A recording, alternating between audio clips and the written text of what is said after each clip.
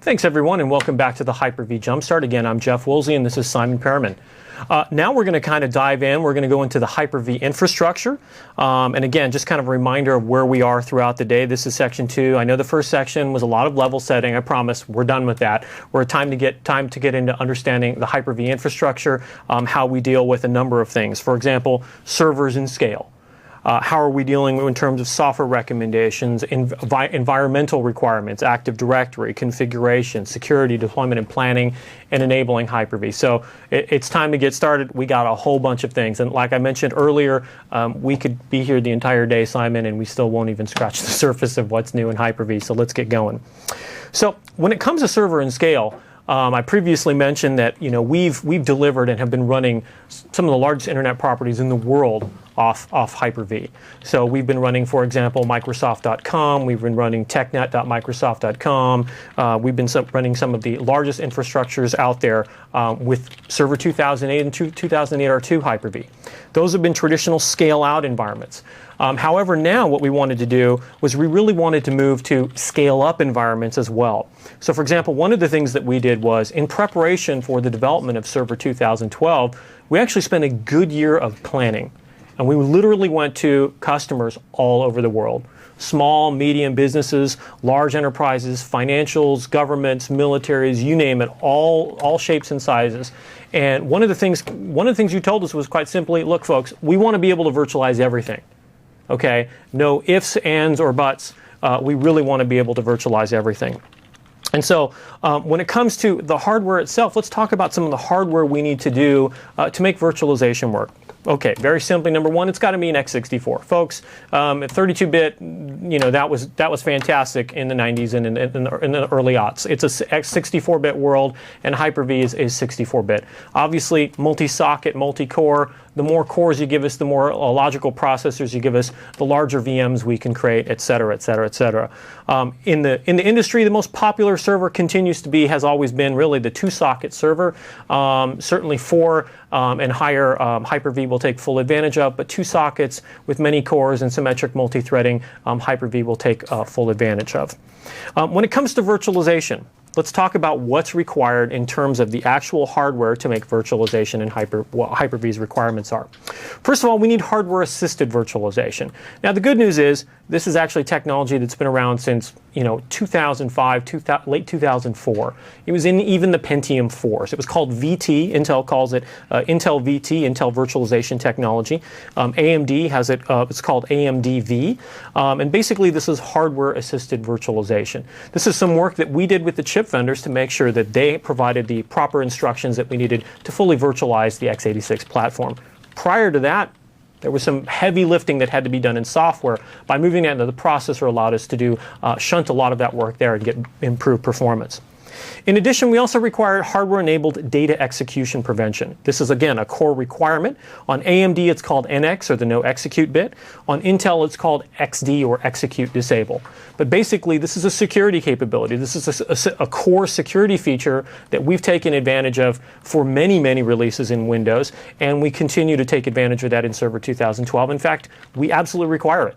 If you try and boot a machine without execute disable or NX enabled, the hypervisor won't even start. We will provide you an error and say, look, make sure this is enabled. The good news is this has been enabled for a very, very long time. So these first two, real simple. Your machines have got that. In fact, my laptops, I've got 5-year-old laptops that have these capabilities already built into it. The next one is second-level address translation. Now, technically, from a server standpoint, this isn't required. If you want to run Windows Server and you want to run Hyper-V, it's not required to use second-level address translation SLAT.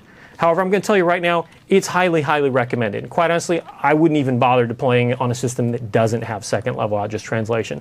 This is a feature that's been in the market for already many, many years. This has been at least 3.5 years. One of my old laptops that I use for demoing Hyper-V is a 3-plus-year-old laptop that has second-level address translation. On AMD, it's been called a couple of different things, either nested page tables or rapid virtualization indexing. On Intel, it's called extended page tables, or EPT. Again, if you buy a processor processor today, a server processor today, it's going to be in there. And in fact, almost if you buy pretty much almost any desktop, it's in there as well.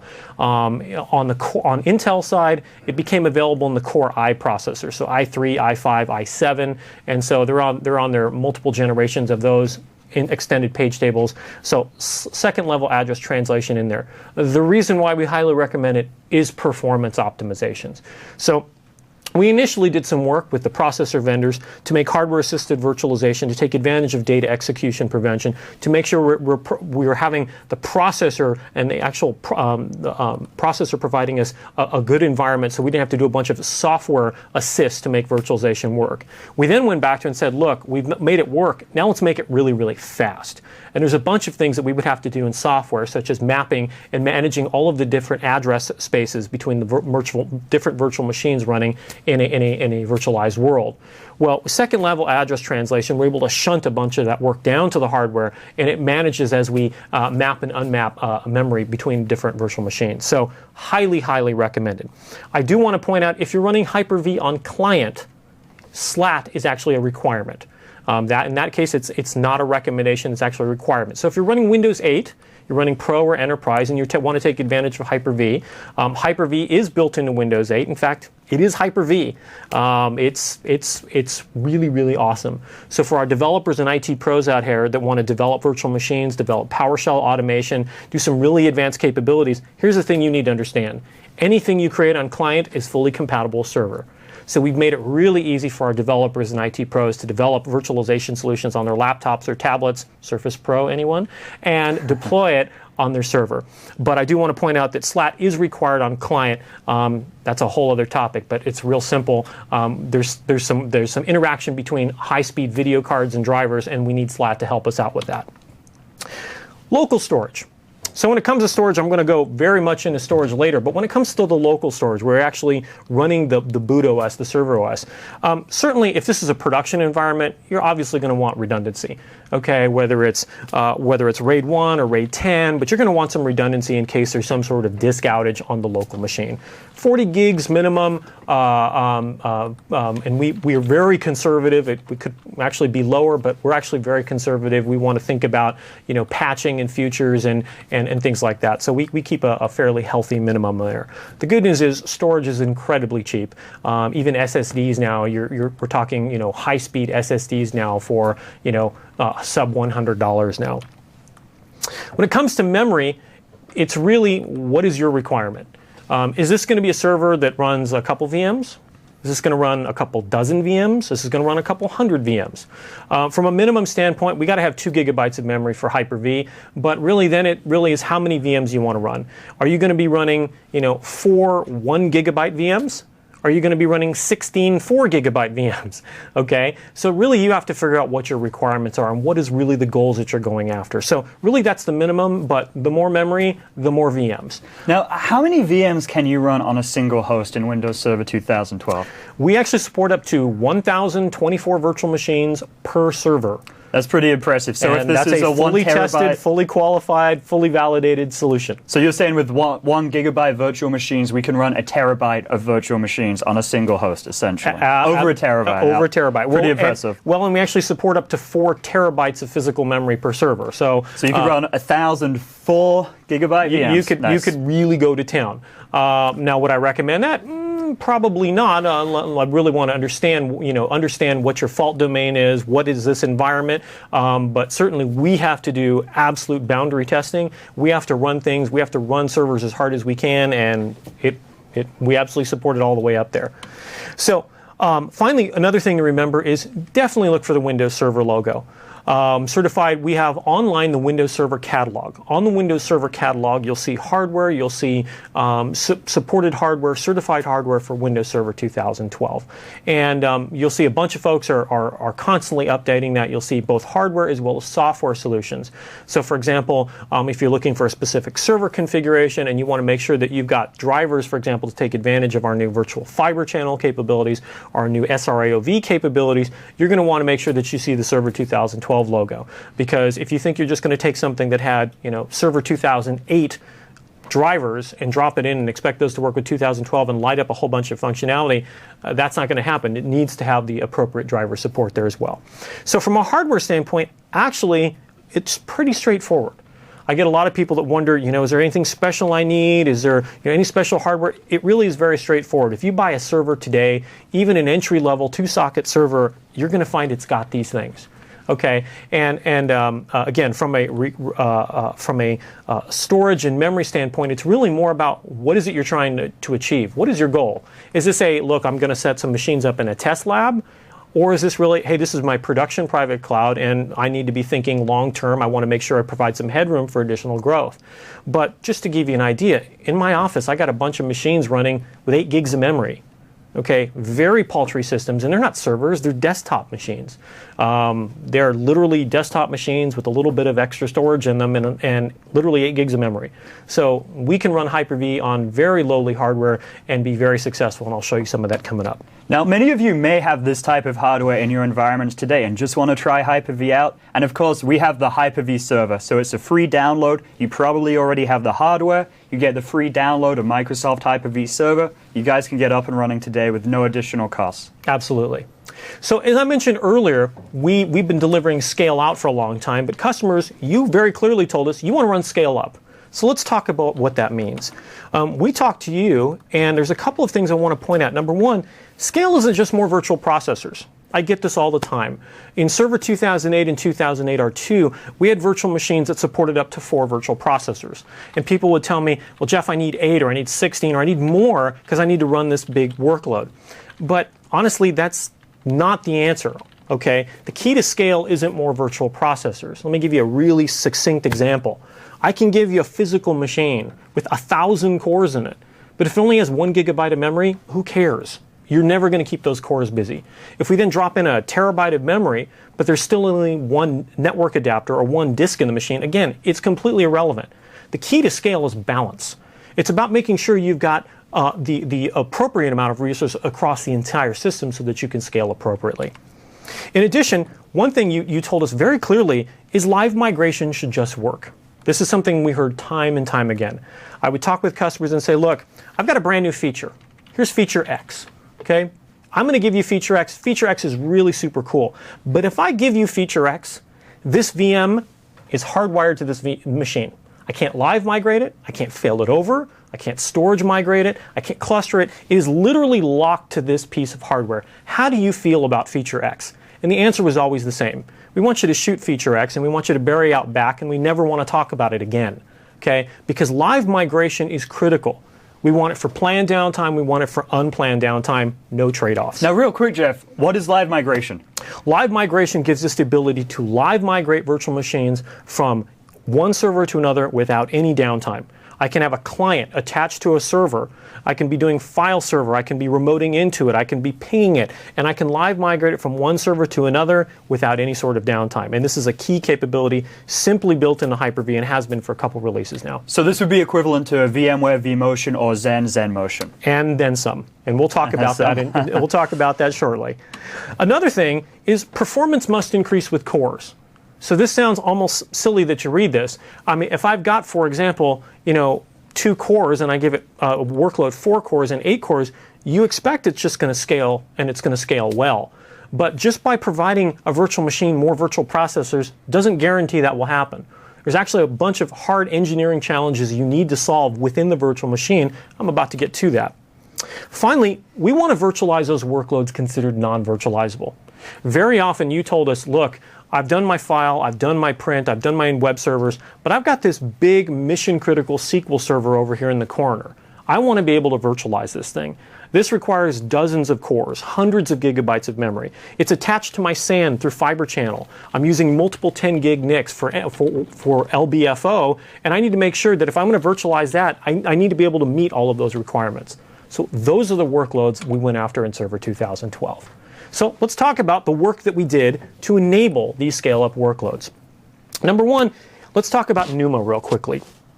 So NUMA is a technology that's been around actually for very many years now. Around the end of the 90s, beginning in the 2000s, we started moving really to multiprocessor machines. So one of the challenges we had to deal with was for processors and memories, we started adding more processors now. Well, they need to access memory. They also need to access devices on the bus. And what happens is, even just adding a second processor, okay, this is long before we had multi-core processors, even just adding a second processor now, they're trying to access a device simultaneously, or they're trying to access memory simultaneously, which can be a challenge. So one of the things we did was, the industry, we created NUMA, or non-uniform memory access. And the whole goal of NUMA is to group memory and CPU resources together in what we call nodes. And the reason why you want to do this is because as you allocate threads, as you allocate memory resources, you want to do it with best locality. And this gives you the best performance, especially considering the fact that back then you had these front side buses. So if you had to traverse the front side bus, you'd actually get a very significant performance impact. And the fact that you had multiple processors, all vying, contending for these same resources, again, gave us huge performance penalties and issues. So NUMA was designed to help alleviate that and mitigate that. So here's what NUMA looks like in an ideal world. This is an optimal setting. So here you can see I've got a server. It has 4 NUMA nodes. Each NUMA node has 4 processors, and it's got memory. This is what good NUMA looks like. What I mean by that is memory and thread allocations are all occurring within the same NUMA node.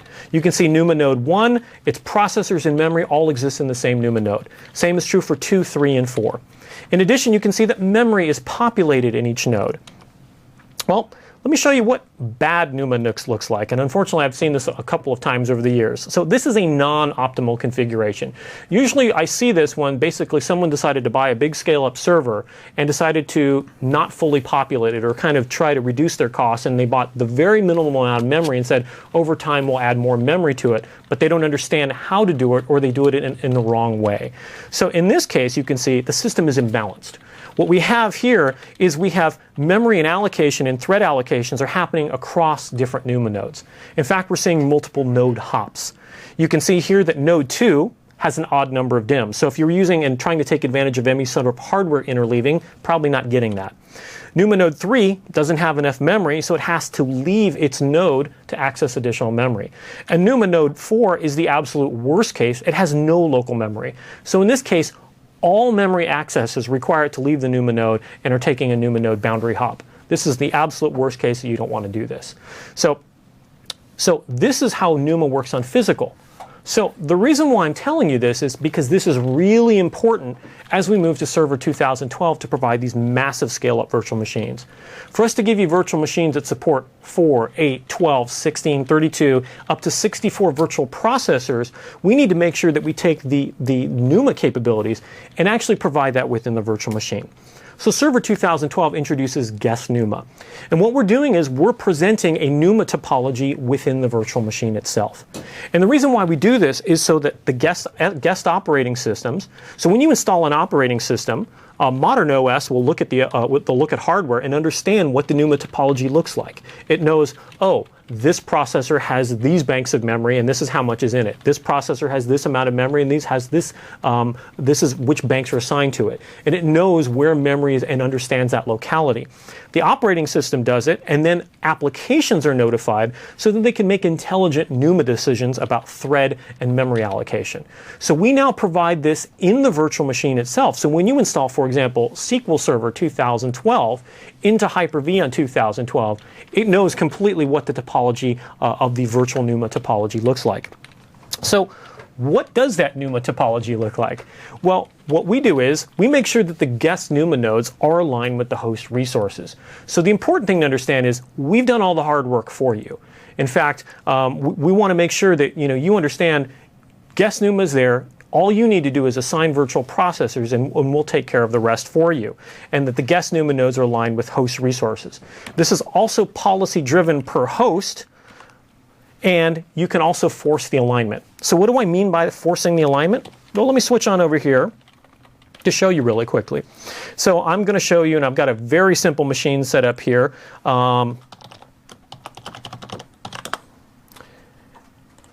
Here I've got a virtual machine. And so what management interface are we looking at for the people that haven't seen Hyper-V before? Thank you. Yes, this is the Hyper-V Manager. In fact, this is what's built into Server 2012. This is the included Hyper-V Manager for Server 2012. So I'm going to go ahead and I'm going to right-click on a virtual machine here, click on Settings. And so, for example, here I've got a VM that's got a virtual processor. But let's say I wanted to give it 8 virtual processors. Fantastic. I do that and I click Apply. Well, NUMA topology, you notice, is not here in the main processor panel, but if you click here and go into the processor, you'll see the compatibility option and you'll see the NUMA option. Now, what you'll see here in the NUMA topology is this is what the current configuration is. It's got 8 virtual processors, it's got a NUMA node, and it's got a single socket. This is what the NUMA node looks like within the virtual machine. What if you want to go around and you want to make changes? You want to change the amount of memory in the NUMA topology. You want to change the number of processors in the NUMA topology. You want to go ahead and mess around and make these changes, which is kind of what I've been doing. Well, what we found out when we delivered the Windows Server 2012 beta was people were pretty excited about NUMA and were kind of interested and curious and wanted to know how to play with it. So people came in here and started messing with these buttons and changing all these things and realized, what did I just do? Did I just dork my virtual machine? Am I going to have inconsistent performance? What's going on here? And if you don't know what you're doing, very likely you're going to impact performance in a negative way. So could people reset this if they mess it up? That's exactly what we did. We learned from our developer preview, and in fact, we have this nice big use hardware topology button here. So if you go around in here and you mess around with NUMA and you realize, oh, what did I just do? Don't worry. Just go back here, click on the hardware topology button, think of it as the big easy button, and look at what it just did. It looked now back at the physical hardware of the machine and it said, oh, here's what the optimal setting was. And in fact, this is the optimal setting for the NUMA configuration for this virtual machine. So the reason you may be wondering, why is this even here in the first place? Well, you know what? We understand that for 99.999% of the situations out there, you're actually going to want to leave the default, and you probably are never going to come to the NUMA configuration. And honestly, for most cases, I'm certainly not going to recommend you do anything here. But there's really one case where you may want to consider having a different NUMA topology.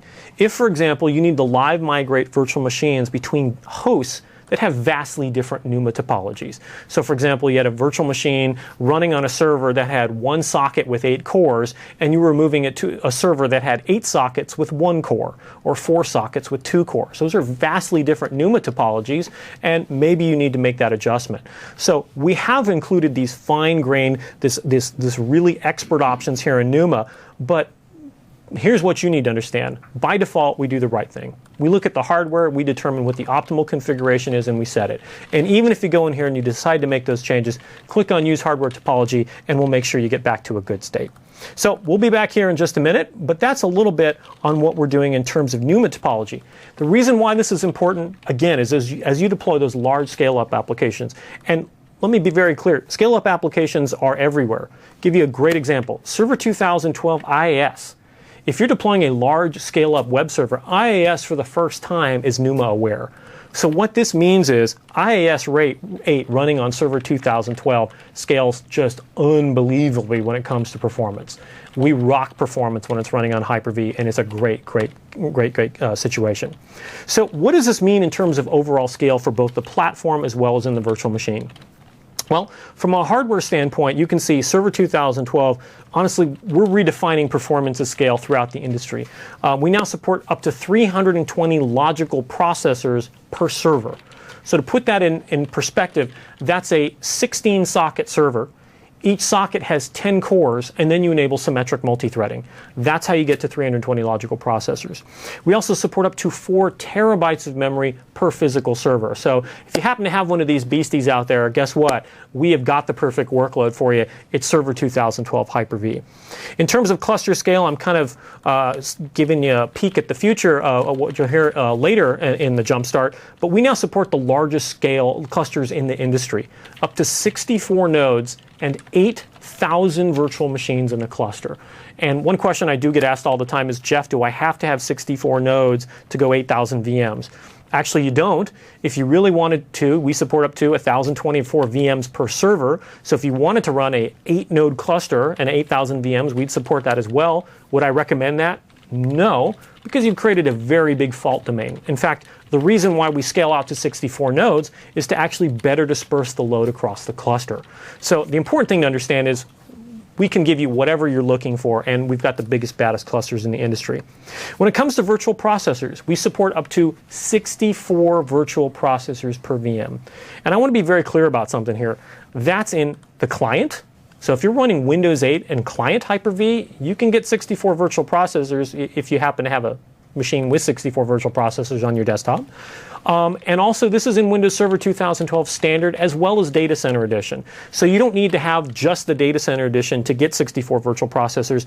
All of these capabilities, all of these scale limits are the same in both Standard and Data Center Edition. When it comes to VM memory, we now support up to a full terabyte of memory per VM.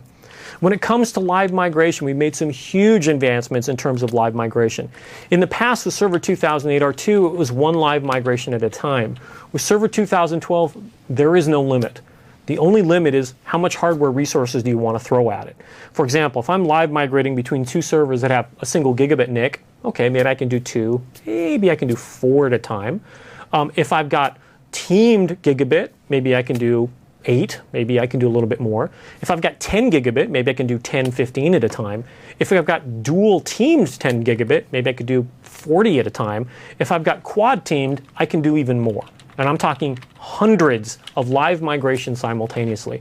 So because we've done this, it helps future-proof your investment. So that's how we've been thinking about scale. So maybe today you're running gigabit NICs, you're running a gigabit infrastructure, but when you take that and you do that 10 gigabit investment, guess what? Hyper-V is ready for you with Server 2012. Live storage migration also has no limits. We'll basically live storage migrate. Basically, you've got to make sure your storage has all the capabilities to do it, but it's all there. Now, I have a question from the audience here. What's the default number? You know, let's say I just turn on Hyper-V. What's pre-configured for me for the number of live migrations I have? Great question. In fact, let me show you that. So let's go on over here. I'm going to go back to the Hyper-V Manager. Again, this is just the inbox UI. Let me show you what it is, and let me show you why we chose it. So if you go to here into Hyper-V Settings, these are where we have the global settings for Hyper-V itself. By default, we use 2. And the reason why is we are very conservative by nature. That's the kind of folks we are. We assume you've got gigabit Ethernet and you've got a very congested traffic, and we want to make sure that we don't set the bar too high. So by default, we set it to 2 simultaneous live migrations.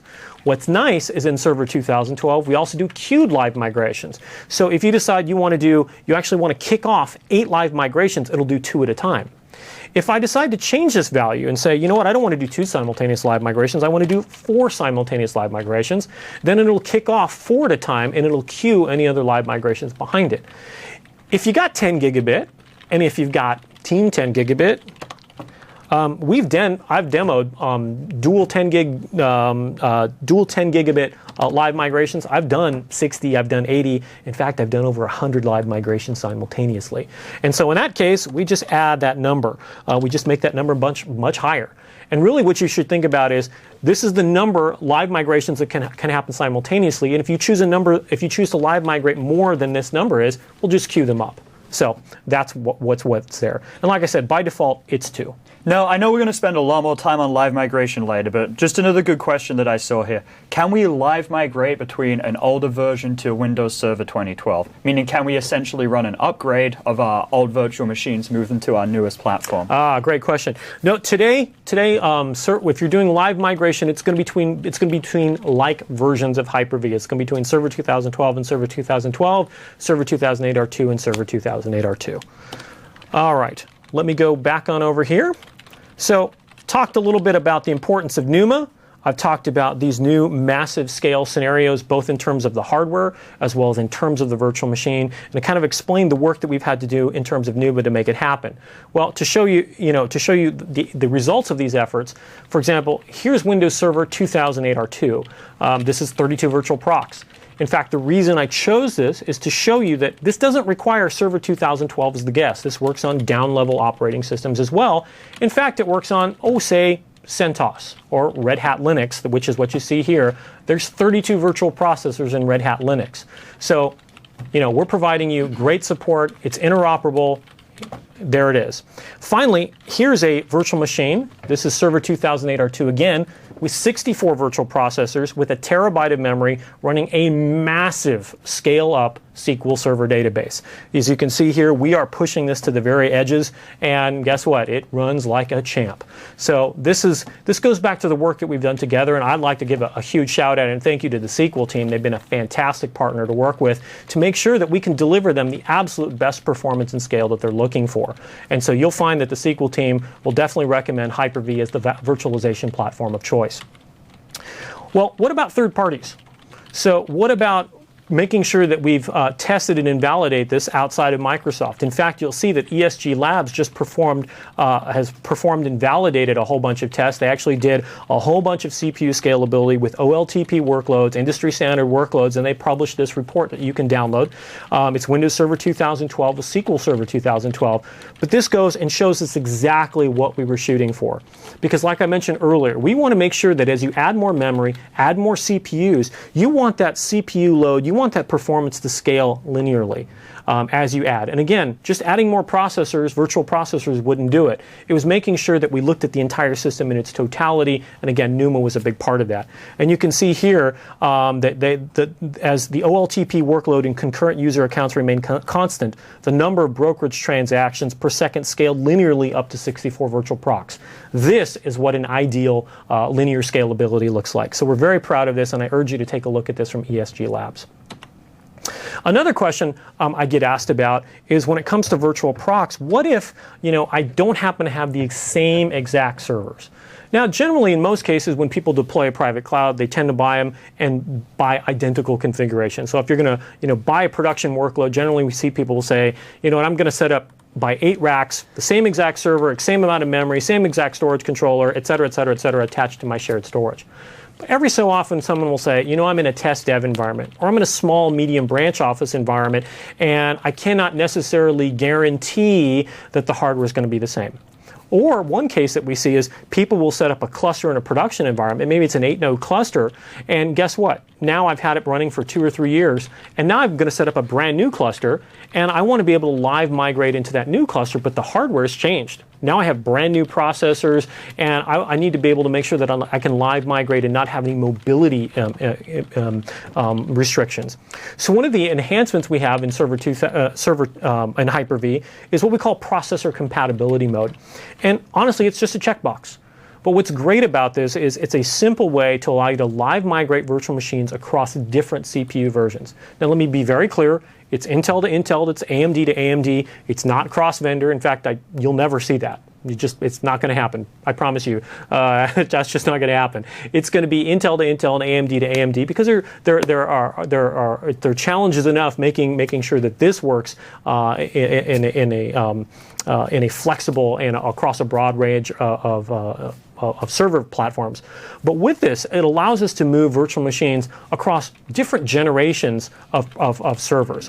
For example, with processor compatibility mode, I'm able to live migrate VMs literally from a Pentium 4 VT system, circa 2005, to a Core 2 Duo, to a Core 2 Quad, all the way to a Core i7 shipping today.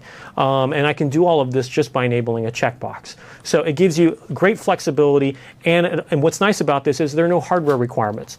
So you don't need a special BIOS version. You don't need you don't need to do anything in terms of firmware, and it's literally a checkbox. So it's also per VM. So you can be very granular about processor compatibility mode. So next, I want to talk a little bit about memory and dynamic memory. And I get a lot of questions asking, so how do I make sure that if I'm buying a brand new server and I'm loading it up with all bunches of resources, that I'm using my memory most efficiently? And there's a lot of interesting challenges when it comes to memory management. Number one, what you really want to do is you want to make sure that you use your memory most efficiently. Think about this for a second. You bought a server and you put 128 gigabytes of memory in that server, okay? A full 128 gigabytes of memory in that server. Well, why did you do that? You did it because you want to run a whole bunch of VMs, you want to run it as fast as you can, and you really want to make sure that you get the best possible performance. Okay? What you don't want to do is you don't want to actually create any additional issues. You don't want to, for example, create any operational issues. You want it to provide great, consistent performance throughout the entire system, and you want to fully use that 128 gigabytes of memory. So if you bought a system with 128 gigabytes of memory, you really want us to use up to 128 gigabytes of memory so I can fully leverage that. That's the whole premise by which dynamic memory was created. So this is a feature we introduced in Server 2008 R2 SP1, and we've added some additional enhancements in Server 2012. So very quickly, basically with dynamic memory, you have a startup value. That's how much the VM, when it starts up, is allocated. Then there's a maximum amount, so it will grow over time. So what's great about this is capacity planning. Very often someone will tell me, Jeff, I'm going to deploy a print server. How much memory does a print server need? I don't know. Is this running in a branch office? Is this running in a medium environment? Is this running in an enterprise? Is this your corporate print server? That could be anywhere from, a couple gigabytes to tens of gigabytes. I don't know. Well, with maximum memory and dynamic memory, we will automatically right-size based on the actual memory usage of the workload. In addition, we also have to make sure that we may have spiky workloads. So we may have some workloads that all of a sudden, they're using a gigabyte of memory, but all of a sudden they get very bursty. And they need an additional, hey, I need tens of gigabytes, or tens of megabytes, or hundreds of megabytes, or even more. And all of a sudden, maybe I'll give it away quickly. So one of the things you want to do is make sure that you have a buffer in place so that we don't have to go and automatically start scavenging for memory when you need it most. So the concept of a memory buffer is there. And then finally, there's memory weight. So think about this. I may have a variety of different workloads in my environment. I've got a file server, I've got a print server, I've got a domain controller. Well, my domain controller is really important. Okay? I want to make sure that my domain controller is never starved for memory. So you know what? Maybe I give that a higher weight than my print server. If all of a sudden my domain controller needs memory, I'm going to start taking it from my print server. And the way dynamic memory works is quite simply, we pool all of the memory in the system, and then we allocate it to the virtual machines based on demand. And what we're doing here is we're always using all of the memory in the system. So if there's 128 gigs of memory, we're giving it to those virtual machines as it's needed on the fly. And it works really, really well.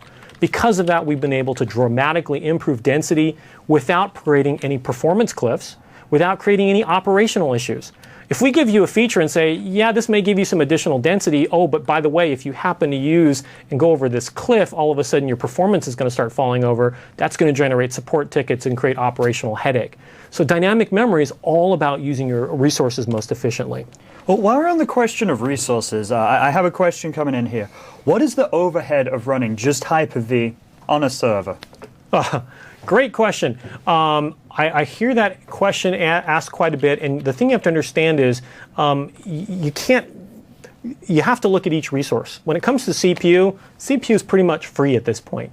Memory is pretty much nearly free as well. Okay, where the overhead comes in is generally your I/O, and honestly, at this point, it's not even Hyper-V anymore. When people ask me about bottlenecks in the system, CPU hasn't been the bottleneck for a very, very long time. Memory hasn't been the bottleneck for a very long time. 99 times out of 100 is your storage. Very often someone will tell me, here's the scenario I hear all the time, Simon.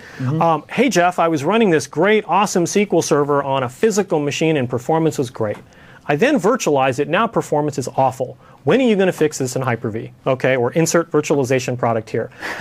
And really what this is about is my question is always, tell me about the storage. Well, when I was running it on the physical machine, it was attached to my SAN. Now it's running on my local machine. It's actually running off my laptop. Okay, so we went from multiple disks and a RAID configuration with multiple spindles, multiple controllers to the slowest possible storage you could possibly have. A 5400 RPM disk spinning in a laptop. So, Hyper-V, the overhead is so minimal now. It's not even, it's single-digit numbers.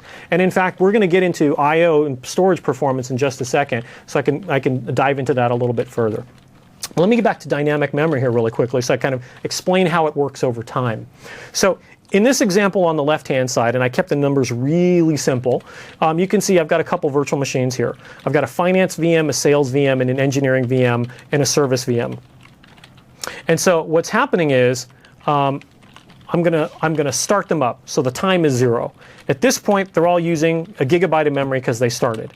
Over time, 15 minutes later, now they're actually using a little bit more memory. Okay, so the finance VM is starting a report. It's using more memory, and engineering is doing an analysis job, which is using more memory. So dynamic memory is actually allocating memory to the virtual machines on the fly as needed.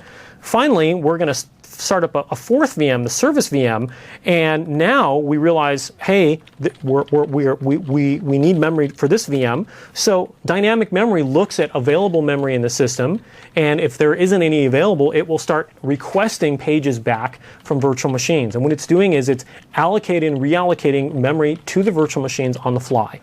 What this means is, if you look on the right-hand side, is this machine has 8 gigabytes of memory, but what we're really using is 7.5 of it, or more, is being used by the VMs. What we're doing is we're making sure that we provide you consistent performance by keeping everything in memory using all of the resources available to it.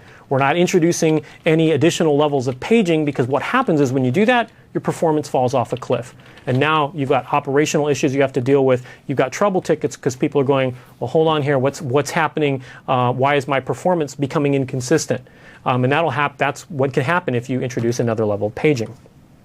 With Server 2012, we've made some additional changes to dynamic memory. So one of the things we added, as we had startup memory before, we now have a minimum amount of memory. And what this means is, generally when an operating system starts, it wants a little bit more memory for boot time activities and bring up of the operating system. So startup memory in this example, you can see is a gigabyte of memory.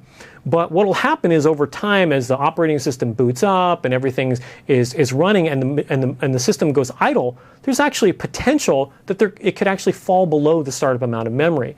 So the minimum amount of memory allows you to even reduce the pages further, and almost by default, generally what I do is I do exactly this. I set up my startup memory to a gig of memory, or even 2 gigs if it's a larger workload, but I give it a minimum of 512, for example. So I'll find that there's plenty of pages that can be returned to the system, and let dynamic memory do its magic.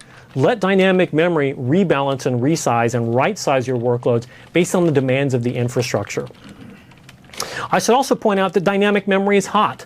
So if you want to change and you want to increase the maximum amount of memory, you want to decrease the minimum amount of memory, you can do all of this while the virtual machine is running. So one feature that we've introduced is a feature called smart paging.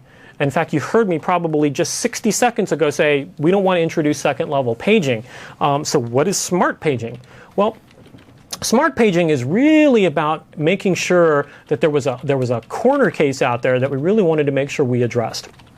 So let's go back to the example I gave before. So I've got a number of virtual machines that I'm running, and dynamic memory is allocating the virtual machine. Now, dynamic memory is implemented as a driver running inside the virtual machine that communicates with Hyper-V to determine which pages can be added and removed. So when you restart a virtual machine, there's a point where that dynamic memory driver isn't loaded. And what could happen in some corner cases, if the system is really loaded, I mean really loaded, you wanted and you tried to restart a virtual machine, you could run into a case where a VM may not start because they're simply not available. So for example, if I had, in this case, I've got the sales VM and the service VM running, and they're both restarted, and the finance and the engineering VM are actually, they want more memory, and they go and grab it. So they grab it and they take it all. Now they've consumed all the memory in the system, just the finance and the engineering. But the sales and service VMs restarted. Well, now there isn't enough memory for them to even start because the dynamic memory driver hasn't loaded yet. So smart paging was introduced to make sure that we can always restart a VM, always. And what the goal here is to ensure that a VM can always restart, so we can always get to the point where the dynamic memory driver can load, and then we can work again with dynamic memory to rebalance memory across the system. Smart paging files are created per VM, so it's very granular. It's only used during VM restart scenarios.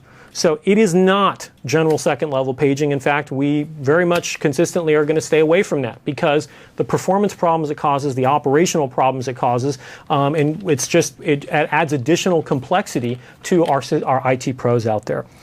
Smart page files, by the way, are generally a fraction of the size of memory. So just because a VM, for example, may be allocated 6 gigabytes of memory, the page file, the smart paging file, is not going to be 6 gigabytes. It's actually going to be very small just to get the VM booted, to make sure it's actually booted, and then dynamic memory can do its work.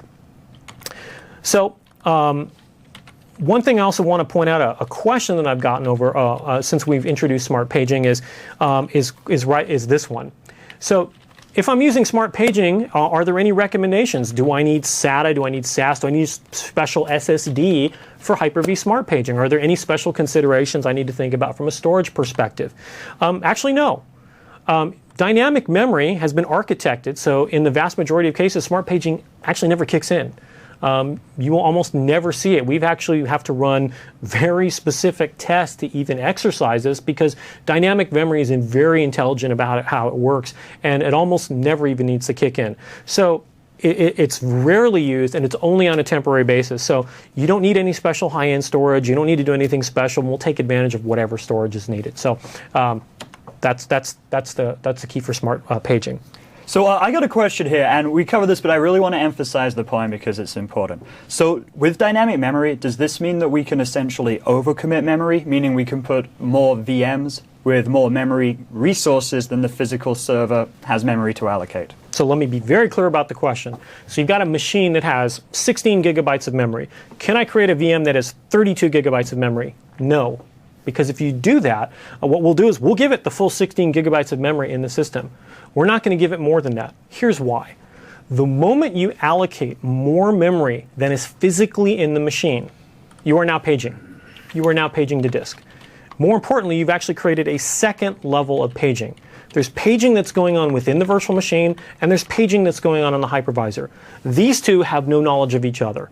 And so what ends up happening you can get into some very, very bad situations where a guest is paging and the hypervisor is paging, and these are some cases that can result in extremely bad performance.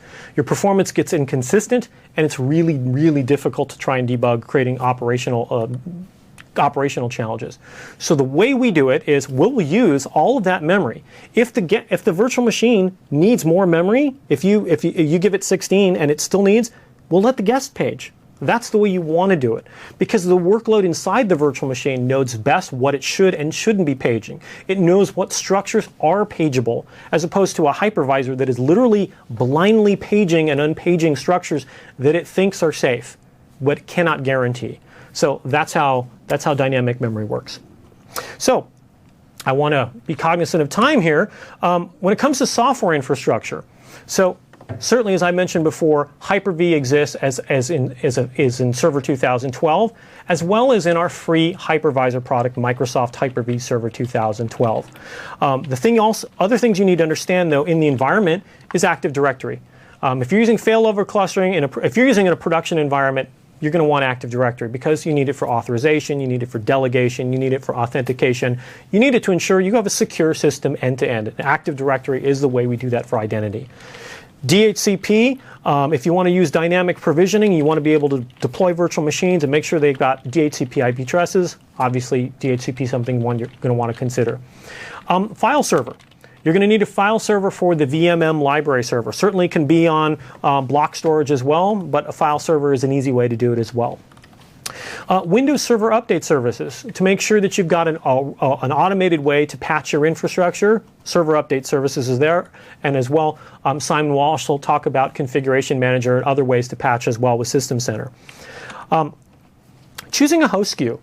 So one thing I want to be very clear about is we've made a number of changes when it comes to licensing, and I also want you to understand how Hyper-V is delivered. So we have the free SKU, and we've got the Windows Server 2012 Standard and Data Center. I'll get to the free SKU in just a second. Let me explain Server and Data Center. First of all, you may be wondering, where'd Enterprise go? So here's how we used to license Windows Server. Windows Server used to be available in Standard, Enterprise, and Data Center. Standard would give you a certain level of scale. It would support up to 4 processors. Enterprise would support up to 8 processors, and Data Center would support up to 64 processors. In terms of memory, Standard would give you 32 gigs of memory. Enterprise would support up to a terabyte of memory, and Data Center as well. Also, if you wanted clustering, you needed to go to Enterprise or higher. Okay, think about that, and now throw it all out the window, because that has completely changed with Server 2012. With Windows Server 2012, Standard and Data Center are exactly the same. Okay, I know. Think about it. Just let that sit in for a minute. I know you're not believing me. Let me say it one more time. Server 2012 Standard and Data Center are exactly the same. Same scale. Clustering is there. NLB is there. There are no differences. Okay, I lied. If you go to the About box, one says Standard and one says Data Center. But they are the same product.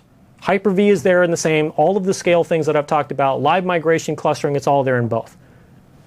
Why is this? Very simple.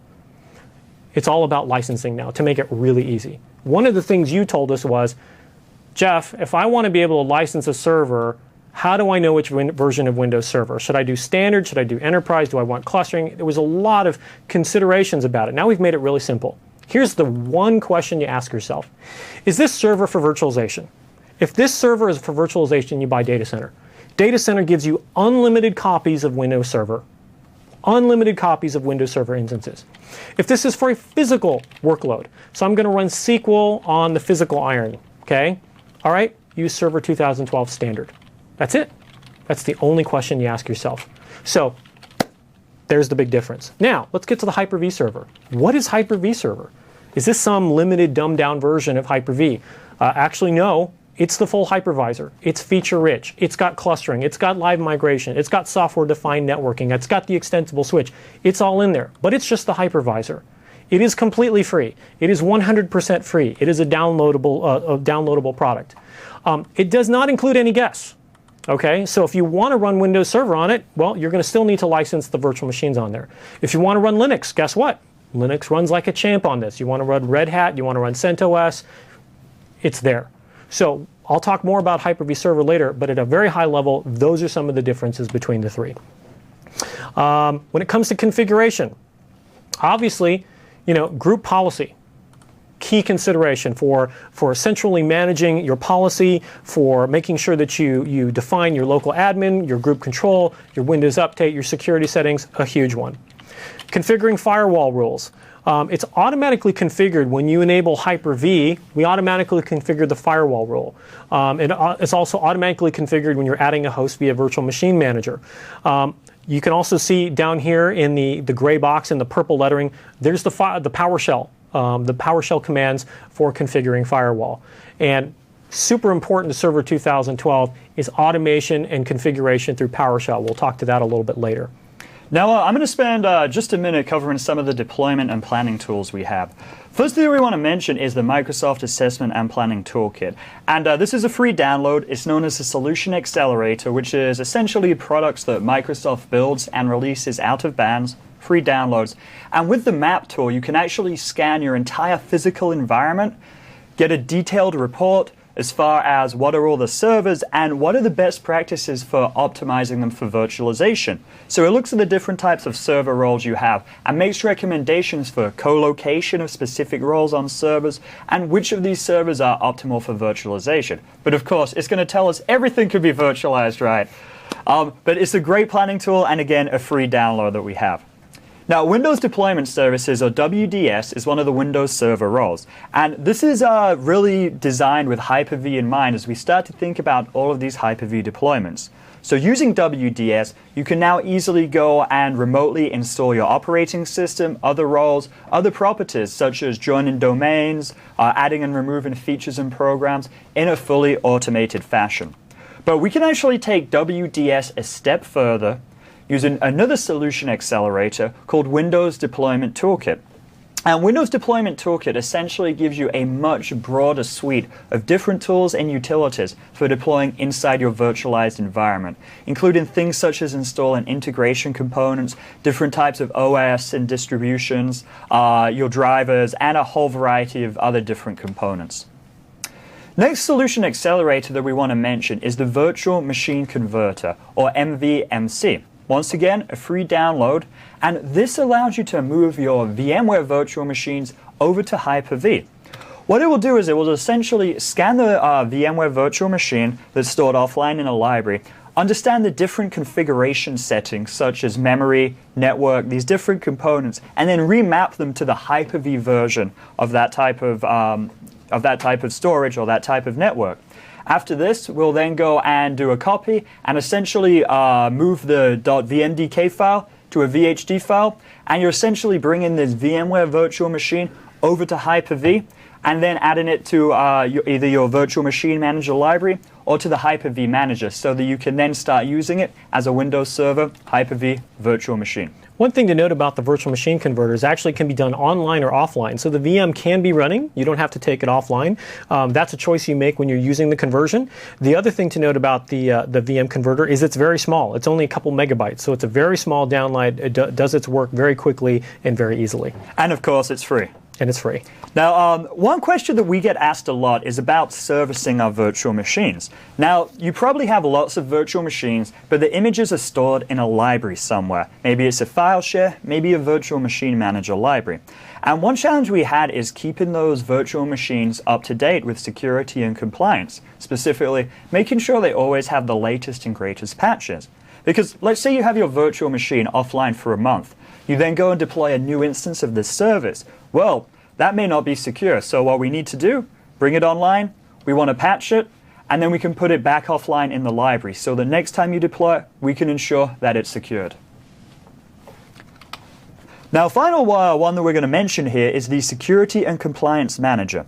Now, with Security and Compliance Manager, we've essentially created hundreds and hundreds of different baselines for all different types of security and regulatory compliance issues.